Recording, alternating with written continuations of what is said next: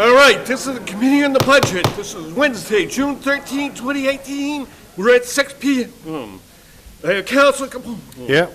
Councilor Della Sola. Here. Councilor DeFlorino. Yeah. Councilor DePiero. Here. Councilor Marchese. Here.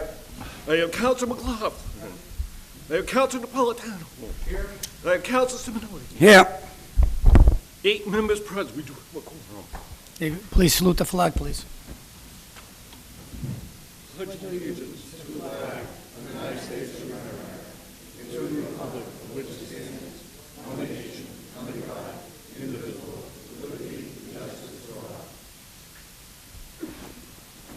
Before we get going with the 2018-2019 budget, school budget, I'd like to announce that Councilor Matuski was unable to attend due to a prior commitment.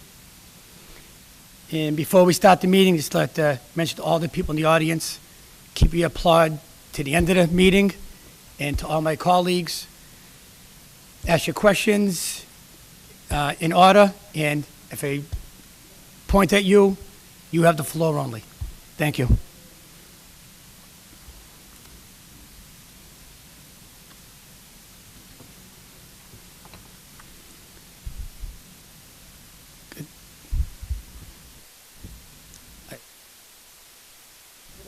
Councilor Capone.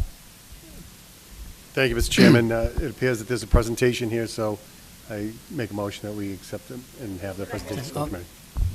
All in favor? Aye. Opposed? Ayes have it.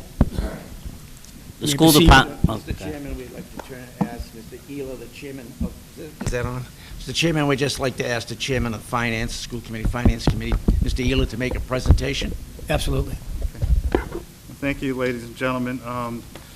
I haven't done this in a while, but I'd just like to inform everyone in the community about how the foundation, how our budget is actually created.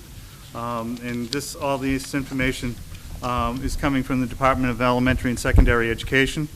And the first thing that you will see is, if you get to your third slide, you will make sure that you're on the wrong one, this presentation.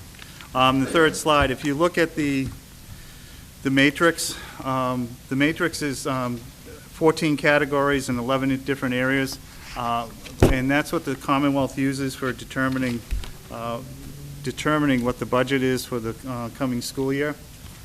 Thank you, Mr. Obremski.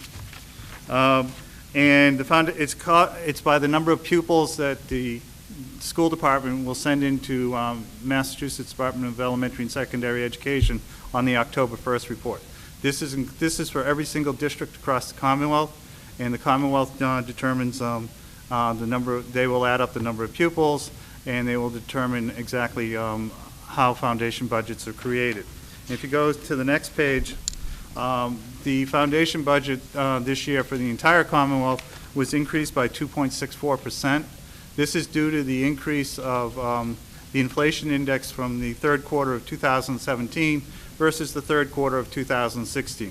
And what they do is they multiply the entire foundation budget by every single district for all the students in the Commonwealth, and this is how they get the actual monies to be spent on education. Go to the next slide, please. So for fiscal 2019, there was actually a drop of about 3,000 students enrolled in Massachusetts schools, which is about 0.3%. And across the Commonwealth, about 63% of the districts saw a decline in enrollment.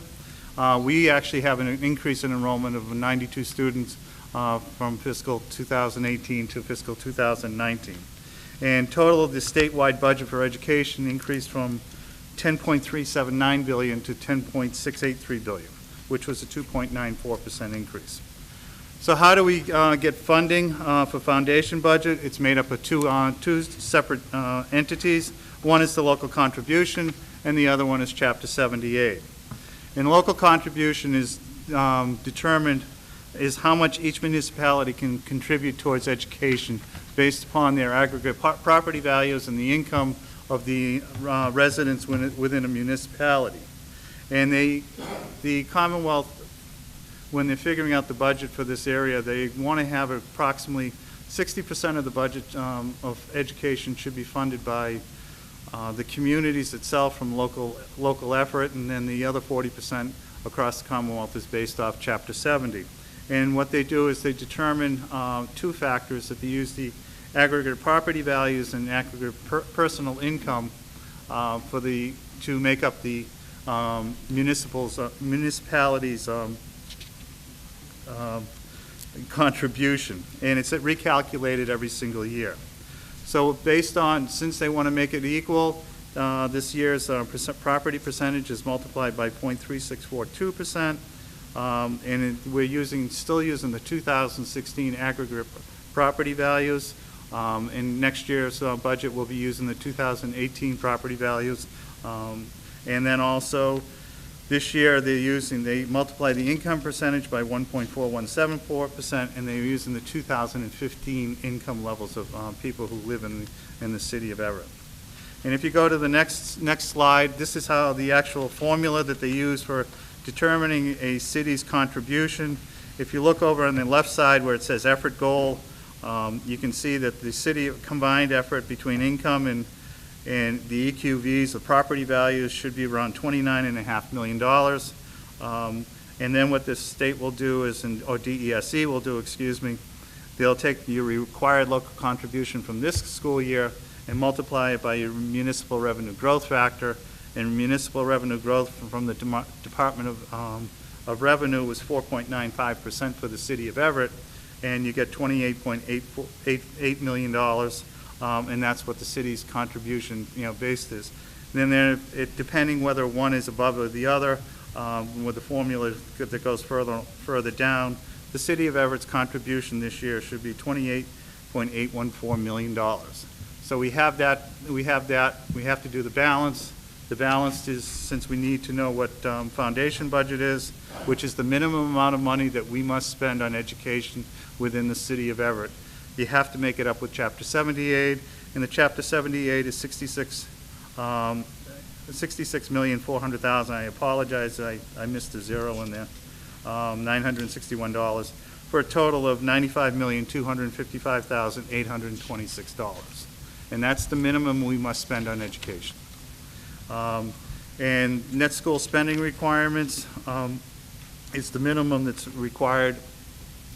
In fiscal 2017, school year ending 2017, we actually had about $2 million more than foundation, and that's the reason why we're increasing by about $3 million between the city's contribution of $1.3 million going up, and then the Chapter 70 money going up. So if you look at the next page, which is the summary sheet, you will see under the fiscal 19 category, which is the second column over on the right-hand side, you'll see our increase of the change where we have 92 more students and our required net school spending of $3,078,000. That is the increase that we're seeing for for education based off the foundation budget formula.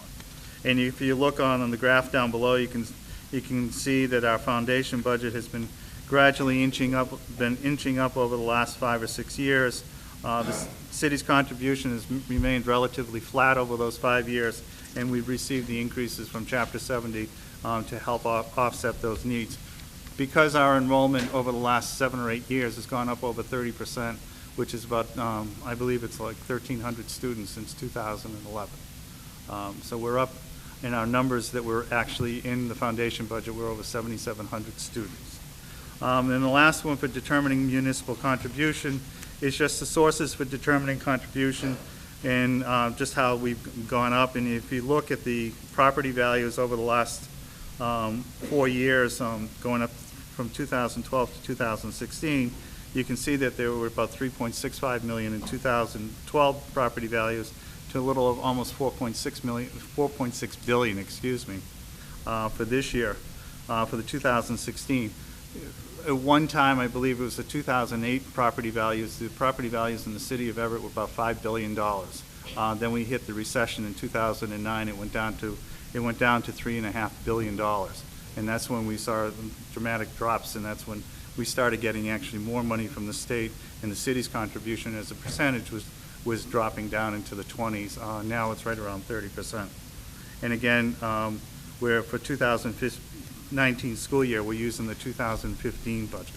And I would like to say that I would like to thank Senator DiDomenico for sponsoring Senate Bill 2525, which is the Foundation Budget Review Commission, to look at the biggest issues and the areas that we feel that we're not being adequately funded, and not only us, but all the cities and towns across the Commonwealth are usually based on special education, because we only receive about 3.75% of our students for in-district special education, and for out-of-district, only 1% of the students, where our numbers are actually a lot higher. Probably about at least 2% of our students are out-of-district placement, and probably at least 15% of our students have some type of special education needs.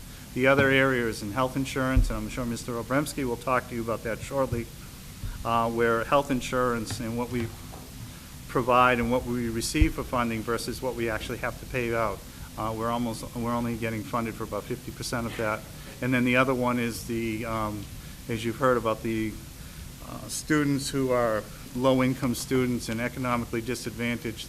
There are approximately 2,000 students that are no longer counted for within our rolls, and based on $4,000 per student, that would be close to $8 million that we're not receiving, because the state in DESE changed the formula 3 years ago.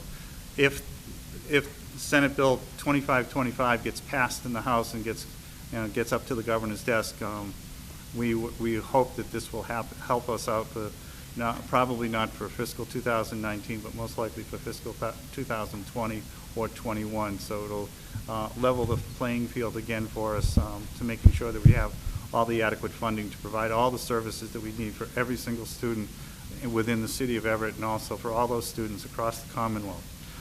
If I could just say one last thing, is that I'd like to thank Mr. Barros and Mr. Parker for doing a lot of work and attending there was recently a meeting held by Mass Association of School Committees on low income and poverty, and they represented us out in Worcester at Clark University, and I know Mr. Parker's been in touch with Tracy Novick from MASC, as well as myself attending the Mass Association School Committee's annual meetings down on the Cape for making sure that we can get all these issues straightened out. And we've been actually discussing a lot of these issues under MASC over the last 8 to 10 years. So hopefully the Foundation Review Budget Commission will get passed in the House, and will get signed by the governor, so that in 1 or 2 years we won't be having to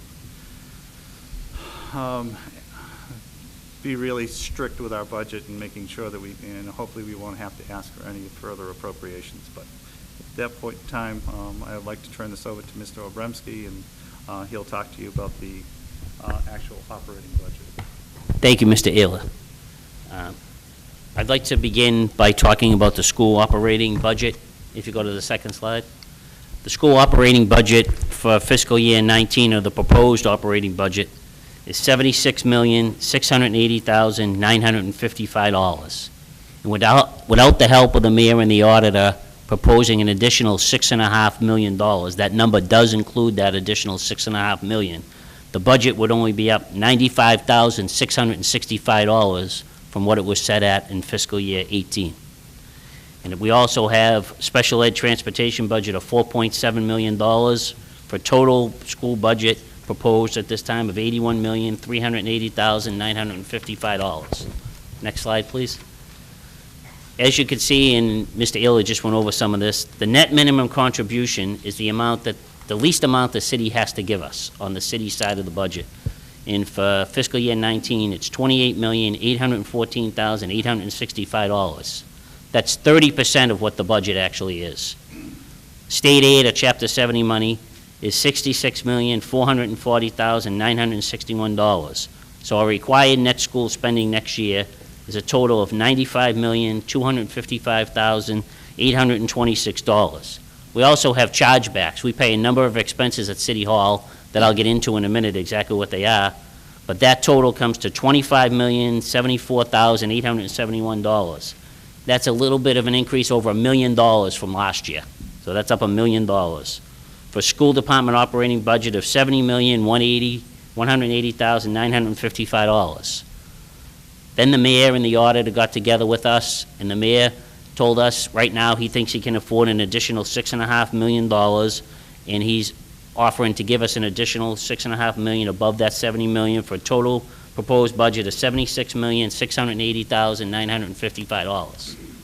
Now, these are the chargebacks, the costs that come right out of the school budget. We're the only department in the city that actually pays their own expenses. We pay $1,013,674 in the Board of Health Department. We pay for all the school nurses, total of 16. We pay a quarter of the Board of Health Director and a quarter of the clerk of the Board of Health. We pay 40.82% of the auditor's office, the budget office, the treasurer, and the purchasing and personnel departments. We pay to use the stadium. We pay $46,000 to use Everett Stadium every year. We pay health insurance for all our present employees, which comes to a little bit over $9.5 million. We pay the health insurance, which comes, for some of you familiar with the cherry sheet, comes right off the cherry sheet. It's a little bit over $2 million. Then you have all the retirement people that are in city retirement, our custodians, our secretaries, and paraprofessionals particularly. We pay their retirement of a little bit over $1.7 million. All the students that go to charter school. Right now, there are 791 Everett students in charter schools in and around Everett.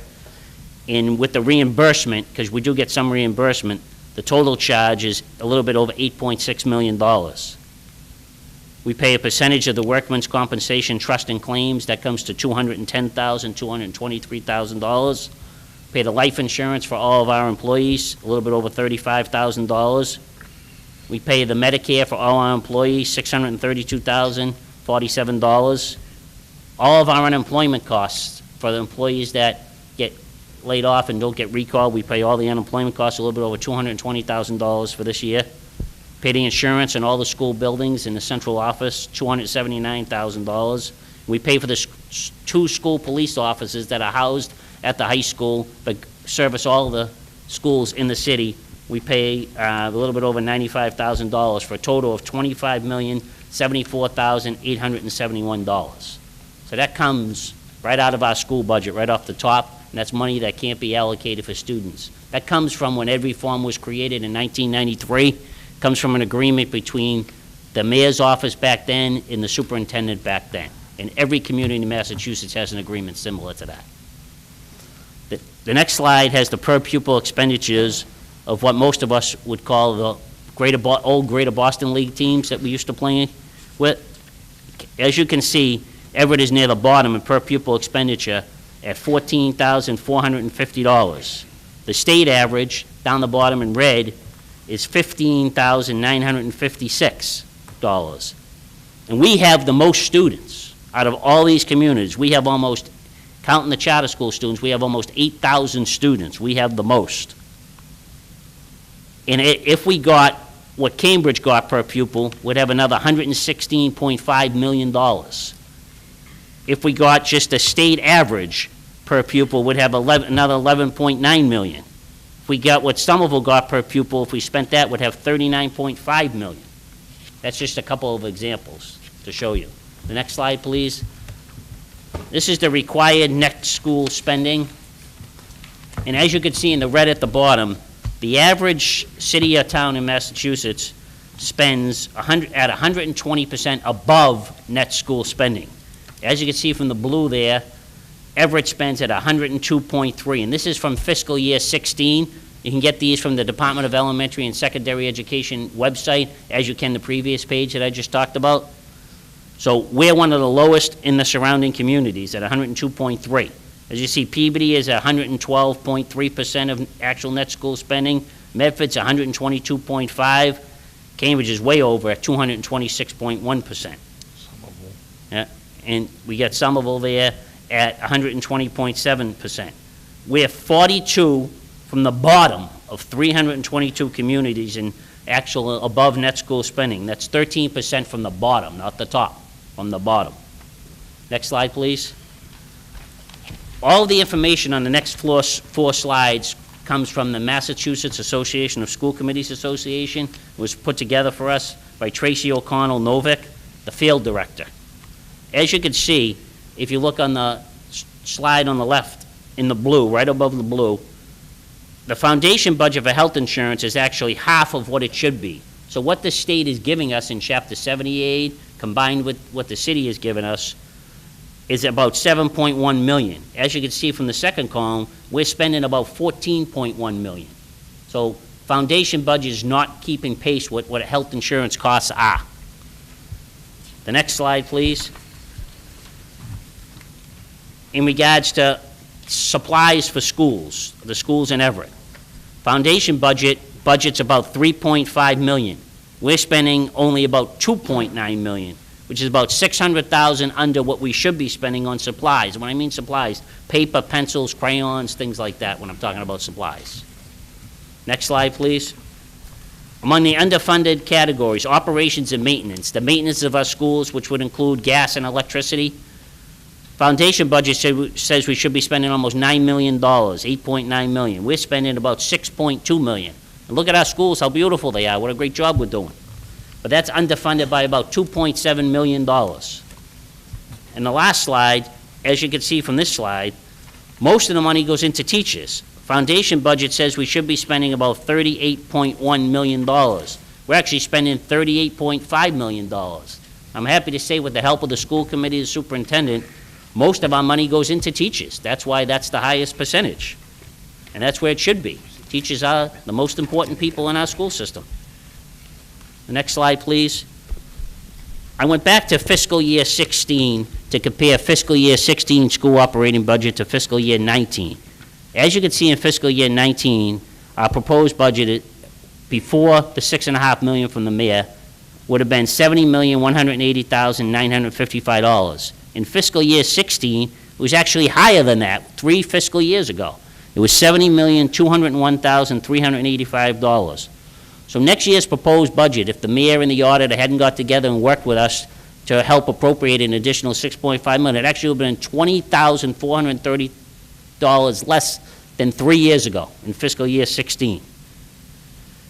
And our enrollment is 237 students higher than it was back then. So I just shows you how good we manage money, and I'd like to thank the auditor and the mayor for working with us to help appropriate that additional money. Thank you. If I may. I actually received a text from Senator Domenico regarding the economically disadvantaged students. He said that that's actually an additional appropriation that the Senate had put into their budget coming out of the Senate budget. It's independent of the foundation budget review bill, and the House has to agree upon this, and that'll probably go to a conference committee. So hopefully they'll do that, and it will go to a conference committee. So that would be the economically disadvantaged, the 2,000 students that came, that, you know, on June 30th, we had approximately 6,000 students, and the next day we only had 4,000 students, and none of our students moved away. It was just an accounting change, the way they count students who are economically disadvantaged. I just want to clarify that for you, ladies and gentlemen. Thank you. Thank you for the presentation. Before we start with the questions, can you put all your phones on silent, please? If there's no more presentation, Councilor DeFlorio. Thank you, Mr. Chairman, for you. My question is to anybody that can answer it, obviously, is have you negotiated with any of the unions? We have met with, Teachers, we have met with the unions. We haven't made any settlements yet, but we are negotiating. Okay, is that part of the negotiation? Is that added to the book or whatever you think you're gonna No. give? Like the mayor added 2% into our budget book because, so it's not. So if you negotiate with teachers or anybody in the union, that means you'd have to come for extra appropriation next year. Because it's Well- not in this budget book? That is correct, and that is a point that the Blue Ribbon Task Force that the mayor put together, that was a point that they made on April 4th, that they couldn't believe that there wasn't a separate fund to handle raises, because if we take the $6.5 million we're talking about, because that's all that's on the table, and so if you take raises out of that, every percent we give is $1 million. So if you give 1 or 2%, you're down now to $4 million, right? So contrary to other departments, your other departments negotiate, settle, then they come back to you and get a supplemental appropriation. With us, for some reason, that's a bad thing. No, we don't give, Yes, you do. well, okay, but Mr. Forestier, I'm not gonna go back and forth. I'm just gonna ask you the questions, please. You know, I am a firm education person. I've always given to education. I have never denied it. We're having a tough year. The taxes are gonna go up 11.5%. And you know, some of us are fortunate. We have a job, and we make enough, and we can go up 11.5%. But the average person that's on Social Security cannot afford it. So right now, we're at a time that's tough, so, okay? So I'm not looking to argue with anybody. I just wanted to understand that the union negotiations are not in here. So if you decide to negotiate next week at 3%, you're coming back up here for money. Well, we certainly would hope Okay, that you so would. that was my We would question. help that you step forward. And the bottom line is this: 70% of our budget comes from the state, so don't make it look like we're putting it on the No, city. no, I'm not. Excuse me. 70% of the budget of our budget comes from the state. And the second thing is, in April, you appropriated $900,000 from free cash to the fire department to pay for their raises. And we also gave you $6.5 million, Mr. Forrester. Didn't So say let's, that. let's not go there, okay? No, we're gonna go there, because don't try and mix this thing up. We're talking about pay I'm not raises. trying to mix it up. We're talking about pay raises. I'm not And talking about So pay if we do raises. negotiate a pay raise, in past years, we've had to take it out of our existing budget. The task force recommended that there be a separate fund for that purpose, so that the school department could use that whole $6 million. Okay, the other question is, last year, how much did we give you over net school spending? When you mean last year, you're talking 17 or 18? 18. The year we're presently in? Yes. About 11. about 7.5 million. You gave us the 2 million up front, the 5 million and another half, about $7.5 million. But the year's not closed yet. That can be tweaked a little bit, but approximately $7.5 million. Okay, so this year you're asking for an additional $6.5 million? We are not asking for it. The mayor, after seeing the fact that the school... that's not- Wait, listen, okay. excuse, use the proper wording. The mayor, seeing that the problem exists, he was able to see it when he met with this finance review committee. These are problems. Imagine our budget's going down $20,000. You got more kids, more people, more everything. And you're also laying So off that 100 ma- people based on this budget. I'm trying to get that. This is what I want to we're understand, saying. So the mayor, okay? to try and relieve some of that pressure, is recommending an additional $6.5 million. But even with that, we're $5.5 million short of what we'd need to keep everybody working. But the math doesn't add up. Why didn't you lay anybody off last year on the money that we gave you on $7.5 million? Now you're laying off 100 people on, I'm not, it doesn't add Because up. you see, we made it up through other accounts and also did not expend monies in areas that we wanted to. That's how we made up the difference. Okay. We had our revolving accounts, and then monies that we had set aside for purchases, we canceled them. The auditor knows that, and that's how we were able to close that gap. All right. Mrs. thank you. Mrs. DeFlorio, just so you know, Council DeFlorio, steps are already part of the teacher contract. It's not a raise, so the steps automatically come to about another $1 million. So on top of that, there's already another $1 million added on to the expenses before you start every year because of teacher steps, not That's raises, fine. but column. I'm not No, arguing just so the you point. understand. I'm No, just so you making, understand. I'm just want everybody to understand that the raises are not included in here. If you negotiate, you're gonna need more money, okay? This is the point I'm trying to make. I'm not saying that the teachers don't deserve a raise. I'm not saying, I never said that. I'm just saying, I want this to be understood that there was no, because we have it in our budget, okay? This book does not include any raises for the teachers. That's correct. That's Okay, correct. that's And all. again, and I was telling you... But it has the step increase in there, because that's automatically, Yes, that is. obviously, well-deserved. Okay, thank you. Going along with what you said, on April 4th, Not that many get steps. Samuel Tyler, president of the Boston Research Bureau, who's supposedly an expert in the field of municipal finance, made that point to the auditor sitting right beside me, that there is no a provision for an account to take care of raises, and of course there isn't. So it's going to come out of whatever the appropriation is, it's going to come out of there. Councilman McLaughlin. Thank you, Mr. President. Mr. Chairman, through you to the school department. Can you just answer, what is the total lump sum to keep every employee that is on the books today going forward in fiscal year 2019? Is it the $38,540,000 that was in your presentation?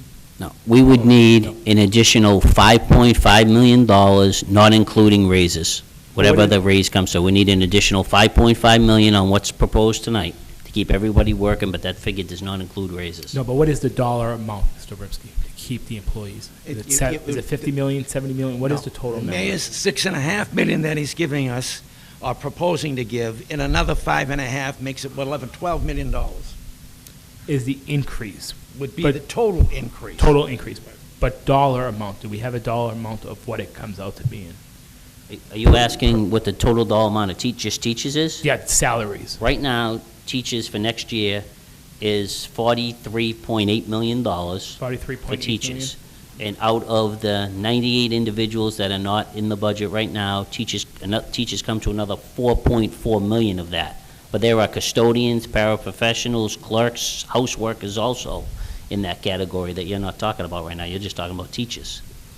Which I understand, absolutely. Teachers is where I was going with this. But, so 43.8 million, additional 4.4 million for the 98 that are not included. It's Well, just like for the 67 teachers in that 98. 67 of that 98 are teachers, and we would need $4.4 million, but that doesn't include any raises. And it does not include any raises. Which is one of, and I'm just going to say this briefly and I'll yield the floor, but that's one of the concerns that I have is that we're in negotiations right now, but there's really nothing to negotiate because there's no additional monies available right now to be able to negotiate an agreement, right? So if you went to 1%, 2%, 3%, whatever it is, you have to come back to the city council to be able to get that. So I just want everybody to understand that at the end of the day, to negotiate an agreement, you still have to come back to the city council, and we have to Now, honor that. if you're telling us that because you never have done that in the past, where we've negotiated a raise, come back here and said the raise costs $2 or $3 million, and you gave us a supplemental appropriation. That's never happened. And even like at the situation we're in right now, we were negotiating last night with the teachers, and that's the predicament we're into. How much do we have to play with here without really destroying the whole department?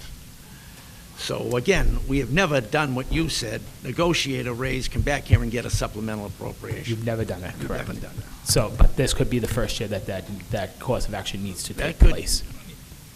If the mayor and the city council wanted to help out, yes, that's the only way you're gonna reduce the pain, if you will. Right. It's the only way you're gonna reduce it. Nope, and I fully agree, and I think that the teachers absolutely deserve a fair contract and a fair negotiation. So I think that we, as a city council, need to take responsibility to help the situation and to help relieve some of that pressure. I'm going to yield the floor to my colleagues at this time. Thank you. Councilor Capone. Thank you, Mr. Chairman. Through you to our invited guests. Just so I'm clear with exactly what we're doing, my understanding is that we've got the operating budget and we've got the $6.5 million. That's what we're looking at this evening, correct? That's correct. So if we round it off, $70 million you can't touch. There's $6.5 million that the mayor is proposing to try and relieve some of the pain. That is what's, I guess, before you. Okay. And in the current situation, first of all, it's a difficult situation for everybody, and nobody wants to see anyone lose their job. I think we all feel that way. At present, if I understand what was said, even with that additional 6.5, you're 5.5 short to keep all employees intact. That's correct. Without that additional 5.5, how many employees are we talking about? 98 to 98. 100. You'll be, gonna be 100 before it's done.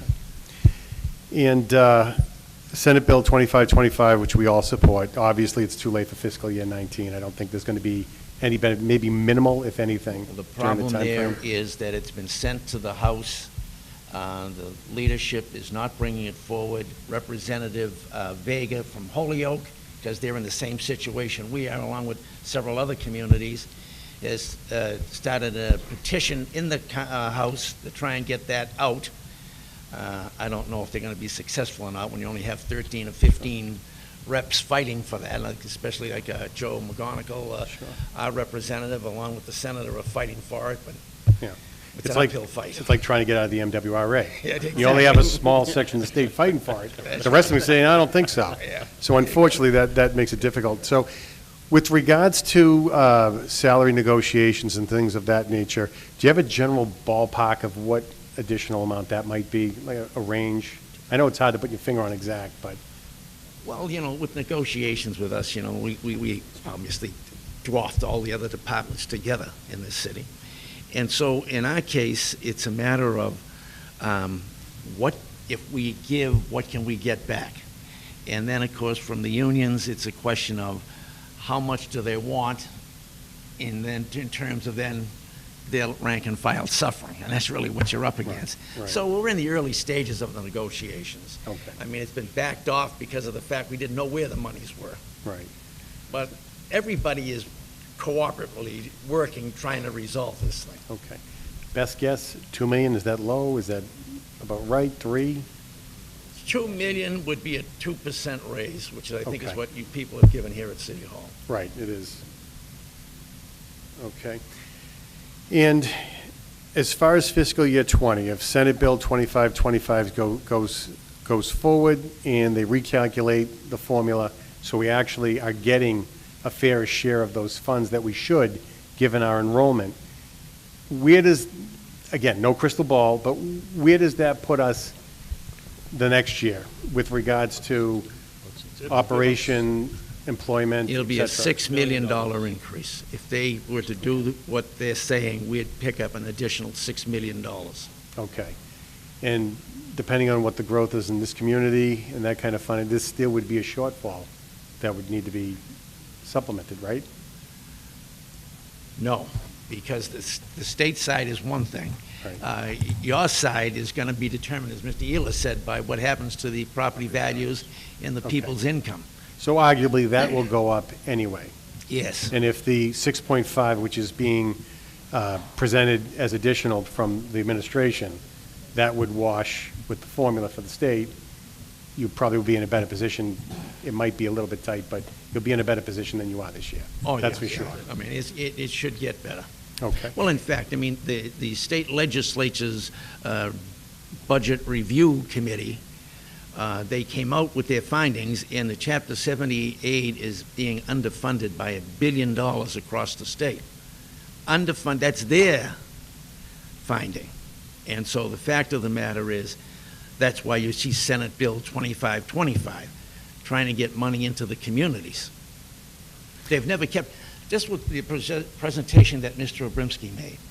Under the Chapter 70 formula, they give us some rounding off numbers.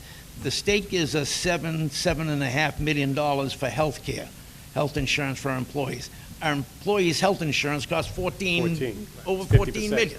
Yeah, it's 50%. There's 17 million in the hole before you even open the door. Yeah. And another question I have for you is with regards to the per pupil breakdown for the surrounding communities. I don't know if you have this information. If you don't, that's fine. I was just interested in the number of enrollment, because I know that our enrollment has bounced a little bit, but it's 77-27. As far as some of the surrounding communities like Chelsea or Malden or Revere, do we know what their enrollment I is? have their enrollments, I can give them all to you. Yeah. Cambridge, this is fiscal year 17, okay, Cambridge enrollment was 7,283. Waltham was 5,656. Somerville, 5,437. Medford, 4,766. Chelsea, 7,278. Peabody, 6,116. Malden, 7,572. Everett was 7,906, and Revere was 7,827. So as I said, we're the largest in the surrounding area. Yeah. And necessarily, with a smaller enrollment, there's more funds to go per student, so that's going to drive that number up. The final question I have for you, and I thank you for the presentation, I thank you for answering the questions. The task force that was assigned, I can't speak for my colleagues. I personally haven't seen anything. Has there been any formal recommendations, anything in writing that was presented to you folks at all? Nothing has been presented in writing to us. We met with the Blue Ribbon Task Force once on April 4th at 9 a.m. And at that meeting, as I said, Sam Tyler is the one who made the point that we're not giving the school department, he told the auditor, again sitting next to me, they're not funding the schools at enough. John Fullerton at that meeting praised us for what we were able to accomplish here with the schools. Remember, we're only one of 3 inner cities in the Commonwealth in which all of these schools are at level 1 and 2. And he says it's amazing that you can accomplish what you have with what you what we have done with what you have. And but that was the only time we met with them. And then on the Finance Review Committee, we met twice with them in April and May. I think May 2nd was the last time we met with them. But at that May 2nd meeting, the mayor made it very clear to that committee that he could see no cuts in the budget. He's offering that $6.5 million to try and relieve this problem. And to quote him, if I had more money, I'd give it to you. Because he can see the fact is, as a city, we have not kept pace. Like when you see what the other communities are paying above net school spending, because the state wasn't paying their share, the cities were putting in more. Yeah. That wasn't happening to us. And now we get caught in what we are right now. Yeah, I can see it just from looking at it. Yes. I can see it. I'm a little concerned that that task force has only met with you once, given what we had been talking about a couple months back, given the uncertainty and the shortfall we're going to have. I would have thought that there would have been a little bit more involvement on their end. So I'm a little concerned about that. And everything that you've received has been verbal, nothing in writing to give you a guideline or plan of action. Well, I think, when we did meet with them, even like the auditor said to you people, there's nothing missing, everything's accounted for. They could see that there's not enough money being given. In fact, Dwayne Thomas, another member of that commission, is quoted as saying that we know that the state is not giving you enough money. All right? That's a direct quote from him. So the fact of the matter is, they knew that the problem is, it's not operation. It's a fact that there's not enough money to go around for what we have as a program. That's what the problem is. Yeah, because less than We don't have 50%. enough water to fill the pool. Yeah, less than 50% of the number's salary. Then you got fixed costs. You've got everything else going on. If you have that number handy, do you know what fixed costs are incorporated in your budget? I know, we haven't actually given, Yeah, I don't we'd have to have spend that. some time to Okay, figure I that can out. that's get that fine. for you. That's could get fine. it for You know, we can talk about that after, but I appreciate the information. I appreciate the answers to the questions. Thank you. I don't have any other questions. Thank you. Councilor Marchese. How you doing? What we can answer will be a couple of quick questions. Looking at this, the foundation for secondary education, it says that the foundation budget per pupil is $12,328 on fiscal 19. I mean, is that what a minimum they allow the foundation? If I'm reading something wrong here, Mass. Slide. Because they break it down by grade level. Yeah, they break it. It's broken down by grade level. That's actually the calculation that they use. What we actually receive when we start receiving extra funds, that money will actually increase it, because that is just a basic budget. That's not including the $6.5 million. That wouldn't include the $6.5 million, so it would probably, our per pupil expenditure with close to 7,700 students would go up about another $900 or so for the following year, so you're talking about 13.8. Remember the slide that Mr. Obremski showed you, where it was like 14,000, I believe. 14,500. That was 2017 number. 14.4 is 2017. Right. Yep. And that's after we received, like, some of the other funding, some of the Medicaid funding, so that gets lumped into everything that we had for net school spending. So that's, after the state does their calculations, once all the funding comes in later on. You mentioned you had 2,000 students that you said like were forgotten, that 4,000 per student would equal 8 million. What did you mean by that? What happened? Well, what it is, what they call economically disadvantaged students. And for those students, you get additional money. So the state determined 2 years ago that not only Everett, but other communities, that these youngsters, they were going to change the formula by the way they funded them. And so if you weren't enrolled, the family wasn't enrolled in one of the various programs, food stamps, stuff like that, then they didn't count them. So what happens to a city like Everett, first of all, you're going to be in the country 5 years before you're entitled to any of that.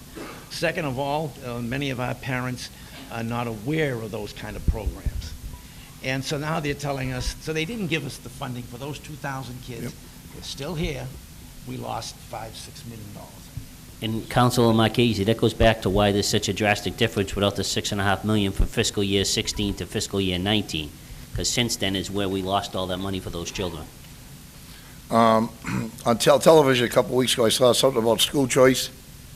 And I believe about 10 teachers stood up, and there was something about, would that allow more students to come into No. our? What it is every community, every school committee by June 1st has to hold a public hearing on school choice, whether you're going to open the schools up or not.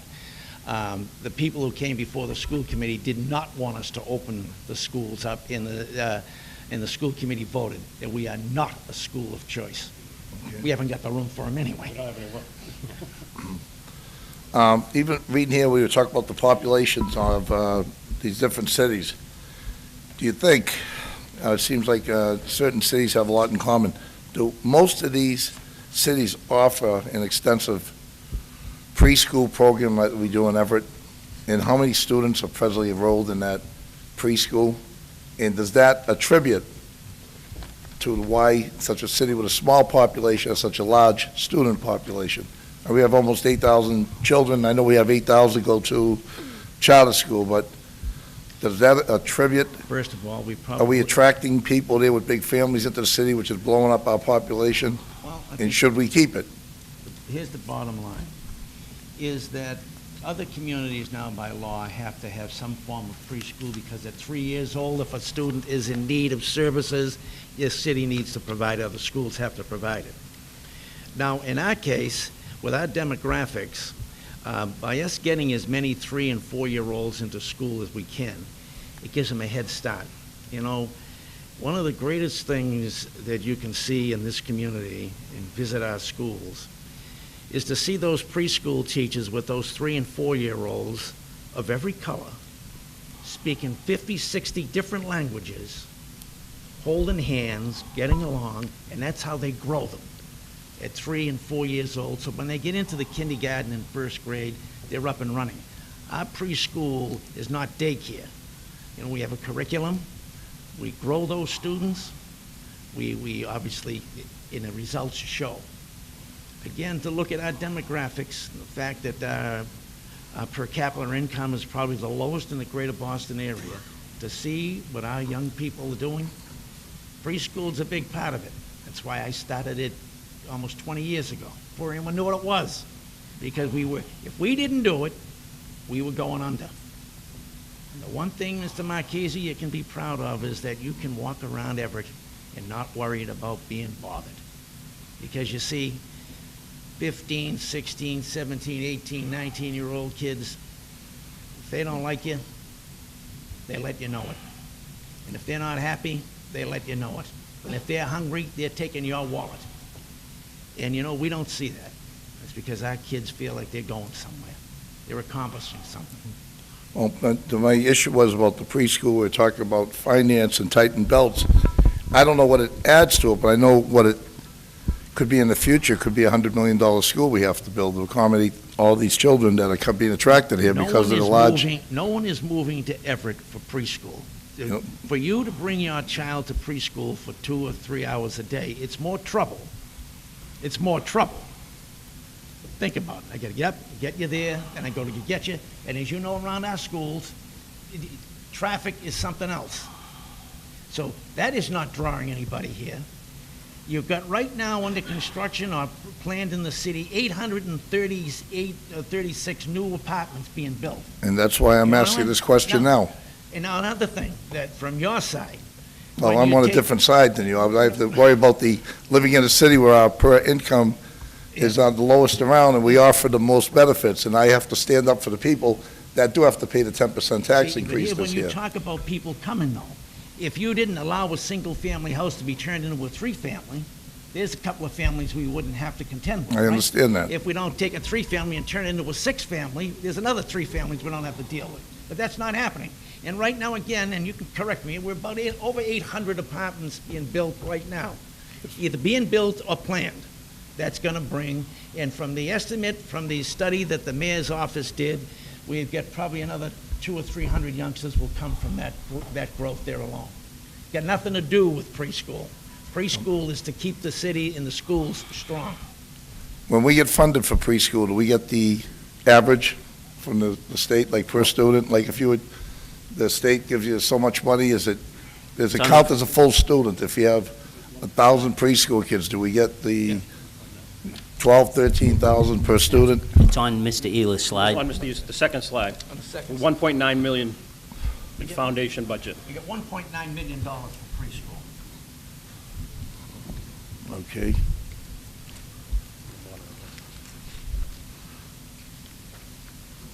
And Councilor Marchese, as Mr. Good. Forrester was saying, preschool, it's only a half-day program. It's not full day unless you're a severe special education student. But the schools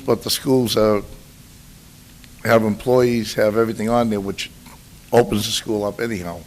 My thought process was if we had no preschool, we could use those schools for the additional overcrowding. That was my direction there. When you look at the amount of preschool classes we would have to keep just to meet state regulations in regard to special education students, the benefit that preschool gives to the kids who start early versus the special education costs and the mental health costs later because they didn't start on time, the benefit outweighs what the cost would be. You'd have to keep so much. A lot of special education students have to be integrated, can't be in a substantially separate class, so you'd have to have a lot of regular education students, at least 51% of them in that classroom. So you wouldn't be able to cut as many classes as you think you would be able to. Not only you wouldn't be able to cut the classes, but a good point that Mr. Obrimsky made. The money you're spending in preschool, you're saving in special education down the line. And Dr. Baldessari has made some pretty strong presentations about what's happening with special education and its budget in this community and in every community as far as that goes. But preschool helps us control some of that expenditure. Thank you. That's all. Thank you. Thank you, Councilor Marchese. Before I continue on, Councilor Napolitano, one thing, the mayor wanted to come up and try to clarify something, if that's all right with you? Sure, I'll hold.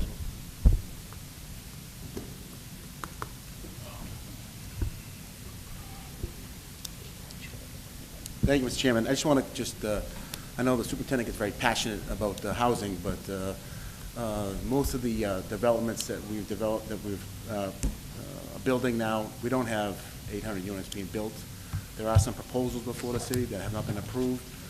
But for the most part, those that have been approved, like the backyard, out of the 300-400 units, we have very little amount of children of those units.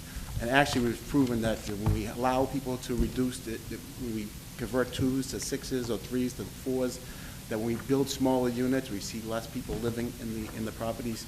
And most of our issues are overcrowding due to families who are renting rooms in houses. That we're working with the schools on trying to identify we have an inability to get access to data, kids living in the city, where they're coming from. So I just wanted to correct that. We're not doing something here on the city side where we're building and we're causing more problems in the schools. If you were to do a research and look at all the apartments in the city, I think even that report that was done by that agency shows that for the amount of units that we permitted, the amount of children coming from those rooms is really a small amount. And we should produce that for you. But I just wanted to that's not, our issues are not the backyard or the new development on Route 16. Those are actually more luxury housing. So most of our issues are coming from properties in the city, where we see, I've talked to many residents of the city. I mean, as you know, I talk to people on a daily basis, and they're renting rooms and houses just to afford the rents in the city. As you know, we all know rents are going up, taxes go up, values of properties go up. That makes it unaffordable for low-income families to live in the communities. But we're not pushing people out of properties because we don't want to cause homeless issues and that kind of stuff. So, but we do need new growth. You can't stop development in the city. You stop development in the city, you know, something like the Badge Act, for instance. I don't know exactly what it pays for taxes, but I'll rest assured that it outweighs the amount of children coming out of that building. So we do need new growth because that gives us the ability to raise more money to, you know, have programs in the schools or police and fire and so forth. So, you know, we play a delicate balancing game here at City Hall every day. So, just wanted to correct that. Not that the statement was wrong or inaccurate, but on our end, I'll provide you that data. How many permits there are? I think you all know what units have been approved, and we'll get you information how many children come from each of the properties. We got it right here. Dr. Wagman. Thank you. January 25th. There's 863 units either being built or permitted or in the process of getting permitted. They're not, those aren't all truly getting permitted. Well, but this is what was on the planning or on the boards in January. There was an outside agency that we both hired. You hired them, bring them in to give it to you, and that's what they reported. The 863 units either being built or in the planning stage. Well, in defense, that was the group that you brought in from the, I didn't bring them in. study You on our hired school them. setting. You hired them. You hired them. You wanted to find out what was going on, and you found out that But they there's said, not "Well," 800 units being permitted and I'm going right to now. tell you another thing. There's a misconception in this. Thank you, Mr. Chairman. There's a misconception here that growth is bad. It's a good thing to see that people are coming here and not running away from us. That is a good thing, says a lot for the city, says the kind of atmosphere you have in this city, that people are coming and not running. Now, we've been in the mayor's office many times with the representatives from various countries wanting to know why, you know, their people are coming to this city. What's happening in the schools? What's happening in the city that so many of their people are coming here? They've met with us on 3 or 4 occasions from different countries to see what we're doing. It's a good thing. Now, our thing is to manage it, that's all. And I know one thing, if we shortchange those children, young people, young families, we're in trouble. Thank you. Councilor Napolitano. Thank you. I mean, along that line, that wasn't what I wanted to ask, but again, I agree. Growth is good. I think the point made was just that with that growth, there is going to be additional children, and we need to be prepared for that and be aware of that. You know, when the city, when the $5 million was approved earlier this year, there was still some shortages. You said you were able to address it in other ways to be able to maintain the same level. Were there any diminishment of education? Were there any changes that affected the kids as a result of trying to make up that deficit in other ways? No, once you worked with the mayor and you appropriated the $5 million, we had another meeting with the mayor maybe a month or so later. The mayor appropriated it, or put in front of you another additional $500,000. We met with him. We figured at that point we needed about $1 million. We had some money encumbered from the previous fiscal year that the mayor let us use to cover some of the expenses. And to cover the rest, we're using a lot of our revolving accounts to cover the rest, but there were not any programs that were diminished. That's one thing the mayor didn't want to happen. That's part of the reason why he came up with the additional $500,000. Particularly one I could talk about is a recent trip to Washington. I know some of the councilors went on. The mayor didn't want to shortchange the students, so part of that money was used for that. You know, when we had that meeting up here, no out-of-state travel. Well, of course, it affected our STEM team, affected our music department, different organizations we have at the high school. There was an uproar about it. The mayor did not want to see the kids go without. He called us, asked, would you come up and sit with me? Yeah. What does it take to send the kids, you know, so they can go to New York for the STEM competition? Can they go to Washington, D.C.? And then he went with the additional appropriation. He came to you and got that. Mm-hmm. And at that same meeting, we found another $500,000 from summer pay that had somehow been miscalculated or misplaced here in the auditor's office, which the auditor then released to us. That gave us $1 million right there. So we had $6 million right from there. And how much weight do programs like this have on a child's ability to get into their college of choice, or even just getting into college in general? Oh, it has on their resume and on their application. When they see that you're involved in those things, that's how they grow the college. We need a band. We need kids in science programs. We need kids doing all these things. So they want to see it at the high school level and bring it to them at the college level. Particularly right now, Council Napolitano, the STEM program, which the robotics team that went to New York is part of, we're able to get a lot of grant funding now because the STEM and robotics program has taken off. We have a foundation in Boston, the 1-8 Foundation, that has brought professional development to the high school for present time and next year. They've offered to pay for all the professional development for the high school for all next year for all the staff. So keeping these programs is able to get us a lot of grant funding that otherwise we would not have had. Getting that publicity of finishing, imagine Everett finishing first nationally. Their contribution was, how much was that grant they're giving us? Yeah. $280,000. Yeah, 280,000. By our kids, 2 years in a row, finishing at the top of that STEM competition, national competition. We get $283,000 from this private group. And how prepared are you this year to have to address the shortages we're discussing this evening? What happens is what happens every single year in every school system in the Commonwealth.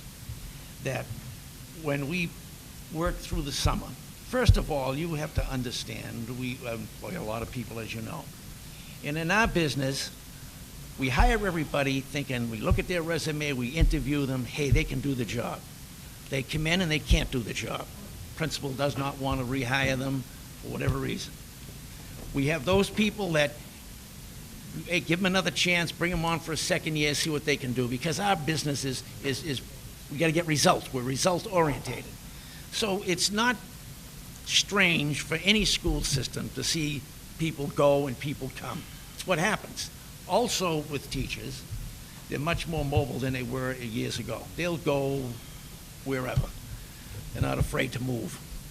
Their retirement never changes because they stay in the same retirement system, but they can go to different cities. Mm-hmm. So it doesn't affect them that way. But again, there's always turnover. Every year there is. Because a principal needs to make sure his or her building is successful. And the state audits it. And when it isn't, the principal knows it. And then they get the little superintendent, and he's going to get it. And a little superintendent ain't going to get it. Mm-hmm. I mean, that's my main concern. I mean, the feeling is that this is, even though you're short, you're going to find a way to get the results. The kids have always been in the forefront. I mean, I'm a parent of 3 of my 4 kids have taken advantage of the special ed program. I've worked with a niece that his son has similar issues as my sons did at a younger age. And I know that in my case, my kids were caught early. They got the assistance they needed. They're functional, and they're very proud of what they're capable of doing today. I know in a different community, they would have fallen through one of the cracks. I'm convinced of that. And as I've had conversations with her over what things I suggested that she should do, at her son being older when they identified this, she kept coming back to me that, you have no idea. Well, I got 2 kids. I have every idea. I do understand. And it's something that has to be caught early. And that's one of the things that I like about the preschool program is because you are getting them off together. You're not only identifying potential issues early and addressing them, you're also getting them used to interacting with different faith, different people from different areas. And this is something that impacts the community as a whole down the road. So we don't have Latino gangs, Brazilian gangs, whatever the case may be. There's a value to that. And, I appreciate the information. Again, I know the shortages will be addressed. I'm confident of that without a hit on the kids. Because, again, to me, investment in education is equally as important as fixing a sidewalk. That's right. Thank you. Thank you. Thank you, Council. Before I go to Council McLaughlin, myself and a few colleagues for the chair, we're at Washington, and we're very proud of the kids that were there and did a great job. To see other cities there and see our kids there, it was a proud moment for the city. Absolutely. Thank you. Council McLaughlin. Thank you, Mr. President. Mr. Chairman, this evening we have a matter before us, right? $70 million of it we cannot touch of the budget. It's off the table. We have $6.5 million in front of us that we potentially could do something with. The mayor has given us assurance that $6.5 million is what the city of Everett can afford to provide and to be able to help defray some of the costs from this fiscal year at $6.5 million. I would respectfully ask that the negotiations going forward are worked out in some way that the school department doesn't come back before the city council and ask for an appropriation for additional funding throughout the year. However that needs to happen this year, hopefully that can happen for this year so that you're not before us. That being said, as Councilor Del Sol just stated, we were in Washington, D.C. It was probably my proudest moment as a city councilor and a resident of the city of Everett to see those kids come around Constitution Ave from Washington, D.C. and to see them performing for the city of Everett was truly remarkable. Councilor Piero and Councilor Del Sol will agree to that statement. That being said, I'm going to just read a brief, quick statement that I wrote tonight, and I'm going to ask for an action on this budget. It is our responsibility and duty to find solutions to problems, not to make excuses. Council, excuse me. Yep. Statement, okay, I'm gonna put Sorry. a motion before us that we accept the budget, favorable action on the budget as presented. Okay. Yes. Right. If there's no more questions, if we're going to go for the vote. I'm going to excuse customary. Excuse with customary, thanks. Yes. Thank you for appearing this evening.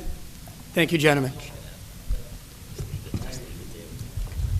Thank you, Councilor Capone, for the clarification on the matter. Are we now allowed to read a statement? Go ahead, Councilor. On the motion.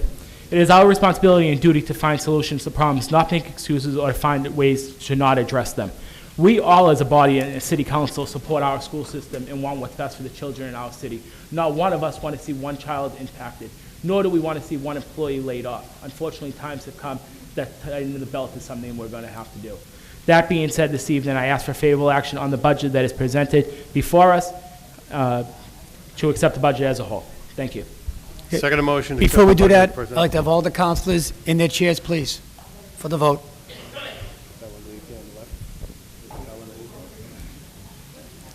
Councilor?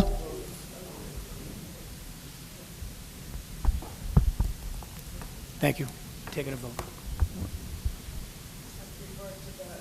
Yeah. Will be referred out favorable. This gets voted on June 25th, so refer it to the June 25th council meeting. With a favorable recommendation, second motion. All in favor? Aye. All opposed? Motion to One adjourn? opposed? The ayes have it. Motion to adjourn? Motion to adjourn? All in favor? Aye. All opposed? The ayes have it. Thank you, ladies and gentlemen.